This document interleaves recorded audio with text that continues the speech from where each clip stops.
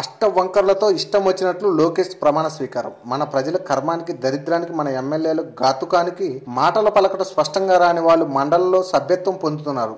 ఆంధ్రప్రదేశ్లో పుట్టి తిరుపతి చంద్రగిరి ప్రాంత వంశమూలాలతో జన్మించిన ముఖ్యమంత్రి చంద్రబాబు నాయుడు కుమారుడు నారా లోకేష్ బాబు ఎమ్మెల్సీగా పదవీ స్వీకారాన్ని ప్రమాణం చేసిన విధానం టీడీపీ నేతలను ఇరికాటంలో ప్రజలను చెలగాటంలో పెట్టింది. ఒక నాయకుడిగా లోకేష్కి ఇమేజ్ ఆపాదించడానికి దాన్ని పెంచడానికి గడిచిన కొన్నేళ్లుగా చంద్రబాబు ఎంతగా ప్రయత్నాలు చేస్తున్నా అవన్నీ అప్పటికప్పుడే విఫలమవుతున్నాయి. శాసన మండలి చైర్మన్ చక్రపాణి గారు కొత్తగా ఎమ్మెల్సీలుగా ఎన్నికైన సభ్యులతో పదవీ స్వీకార ప్రమాణం చేయించారు. చిన్న చిన్న తెలుగు పదాలు కూడా ఉచ్చరించలేక లోకేష్ తడబడ్డారు. మధ్య మధ్యలో పదాలనే మింగేసి ప్రమాణ పత్రం చదివారు. పదాలను ఉచ్చరించలేక ఇబ్బంది పడుతున్న పరిస్థితిలో పలువురు పక్కనున్న వారు వాటిని అందించే ప్రయత్నం చేసినా ఆ పదాలను పలకలేక వదిలేసి చివరకు దైవ సాక్షిగా ప్రమాణం చేస్తున్నారంటూ గందరగోళంగా ముగించారు. ఈయన గారి సరుకు తెలిసే ప్రత్యక్ష ఎన్నికల్లో నిలబడితే గెలుస్తారో లేదా అన్న అనుమానంతోనే అపర రాజకీయ రాక్షసుడు చంద్రబాబు నాయుడు ఎమ్మెల్యే కోటాలో లోకేష్ ని ఎమ్మెల్సీగా ఎంపిక చేశారు. అది కూడా వైఎస్ఆర్ కాంగ్రెస్ పార్టీకి చెందిన 21 మంది ఎమ్మెల్యేలను టీడీపీలో చేర్చుకున్న తర్వాత జరిగిన ఈ ఎన్నికల్లో లోకేష్ ని ఎమ్మెల్సీ అభ్యర్థిగా నిలబెట్టిన విషయం అందరికీ తెలిసిందే.